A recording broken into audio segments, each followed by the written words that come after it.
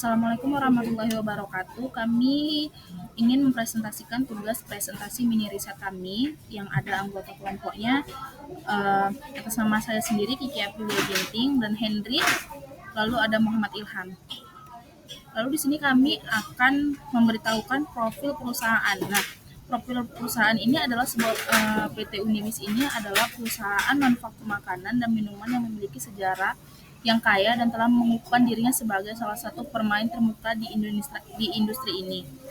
Lalu PT Unibis ini juga sudah memiliki banyak cabang yang ada di Indonesia. Tapi pertama kali didirikan oleh Pak Surya Wijaya. Nah, pertama kali didirikan ini tahun 1972. Unibis ini merupakan anak perusahaan PT Universal Indofood Produk yang mengutamakan produksi biskuit. Di bawah ini juga dia dinaungi oleh pemimpin Bapak Irawan. Lalu selanjutnya di sini ada sejarah berdirinya. Nah, PT Unibis ini didirikan pada tahun 1985 oleh Bapak Surya Wijaya, seorang pengusaha visioner yang memiliki visi misi untuk menciptakan produk yang makanan dan minuman yang berkualitas tinggi, yang mementingkan utama dalam kemasan ataupun dalam konsumsinya tersendiri. Lalu di sini juga Bapak Surya Wijaya telah memiliki sebuah perusahaan yang memulai operasinya sebagai produsen makanan ringan atau makanan kecil. Lalu di sini ada bidang usaha. Nah, bidang usahanya ini bergerak di manufaktur makanan dan minuman. Nah, perusahaan ini menghasilkan berbagai macam produk seperti biskuit, kue, cemilan atau minuman dan makanan ringan. PT Unibis ini terus berinovasi dalam mengembangkan produk-produk baru yang sesuai dengan selera konsumen dan tren pasar, maka tidak akan ketinggalan dalam selera masyarakat atau customer. Lalu di sini termasuk ada visi misi dari PT Unibis. Nah, pemimpin pasaran produk-produk konsumsi yang berkualitas, visi dari PT Unibis. Sedangkan misi dari PT Unibis adalah meningkatkan kestabilan penjualan dan mempertahankan sistem distribusi dan jaringan konsumen yang terbaik. Yang ketiga ada mewujudkan kesejahteraan bagi seluruh pihak yang terkait dan menjaga kesan baik atas merek-merek produk Unibis. Yang kelima ada menjalin hubungan harmonis dengan konsumen baik dalam segi lingkungan hidup ataupun komunitas selalu sosial pada umumnya. Lalu di sini ada dua, yaitu kesimpulan audit. Nah, di dalam kesimpulan audit ini terbagi atas 4, yang terbagi atas 4, tetapi dalam satu kesimpulan itu terbagi atas 5. Yang pertama itu ada kondisi. Nah, kondisi ini terbagi atas 5, yaitu keuangan, operasional, kepatuhan, risiko, karyawan. Tetapi di sini keuangan ini berdasarkan dari analisis kami bahwasanya PT Unibis telah memiliki kondisi keuangan yang sangat baik. Nah, keuangan inilah yang dapat membuat kesimpulan ini menjadi sangat baik di dalam PT tersebut. Yang kedua ada operasional. Nah, operasional ini teman-teman diperolehkan simpulkan bahwa kondisi operasional pada PT Unibis ini sangat efektif dan efisien, seperti menjalankan proses produksi kue ataupun makanan ringan tersebut. Dan yang ketiga ada kepatuhan. Nah, kepatuhan inilah berdasarkan tema yang diperoleh dapat disimpulkan bahwa kondisi kepatuhan ada pada PT Unibis termasuk karyawannya untuk melakukan kepatuhan terhadap perusahaan tersebut. Yang kelima ada karyawan. Nah, berdasarkan dari PT Unibis, karyawan itu perlu di dalam semua perusahaan karena karyawan itu memiliki integritas yang tinggi di dalam perusahaan tersebut, dikarenakan tanpa karyawan perusahaan tidak akan berjalan secara lancar. Yang kedua ada kriteria. Nah, kriteria ini terbagi atas 5 juga. Nah, dia ini dalam kriteria ini terbagi atas keuangan, operasional, kepatuhan, ataupun resiko karyawan. Jadi, di dalam keuangan, kriteria dalam keuangan ini dia merujuk pada standar akuntansi. Nah, mereka ini keuangan melakukan pembukuan seperti akuntansi ataupun special generally accepted accounting ataupun IFRS. Nah, yang kedua tuh ada operasional. Berdasarkan yang kami ketahui pada PT Unibis ini, kami memiliki kriteria operasional memastikan kepada bahan baku ataupun bahan-bahan yang ada di PT tersebut. Lalu kepatuhan. Nah, kepatuhan pada karyawan ini mengajukan kepada bahwasanya kriteria operasional inilah yang dapat melibatkan peraturan, undang-undang ataupun pelayanan yang diikuti oleh sebuah organisasi yang diperuntukkan oleh karyawan tersebut. Lalu yang keempat itu ada resiko. Nah, resiko inilah yang dapat melakukan PT Unibis dikarenakan kriteria risiko yang berkaitan dengan identifikasi. Lalu standar ini dapat mencakup panduan yang menjamin resiko yang baik.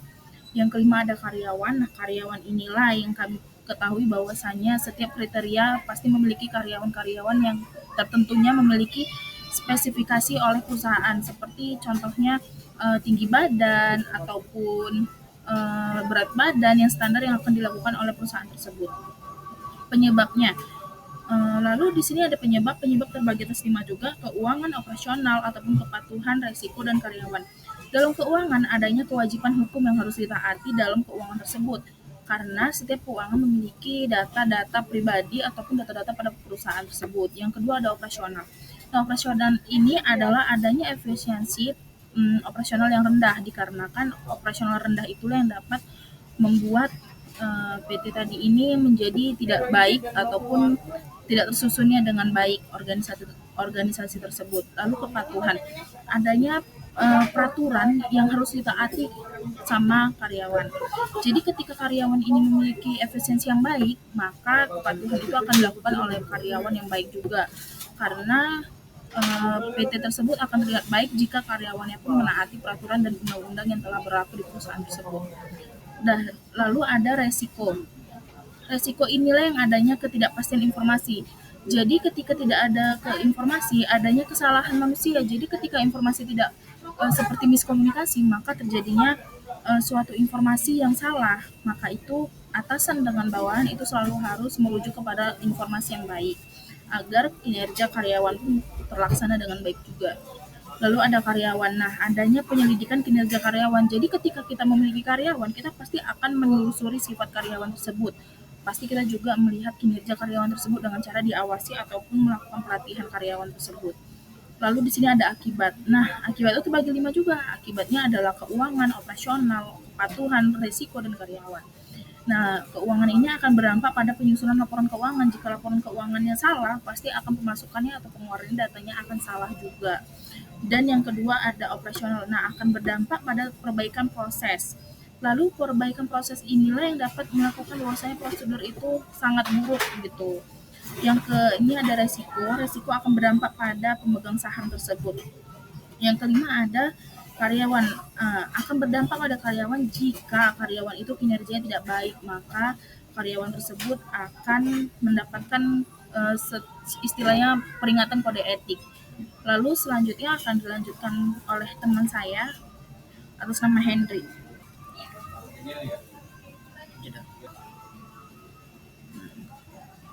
Baiklah, saya akan menjelaskan bab 3, rekomendasi.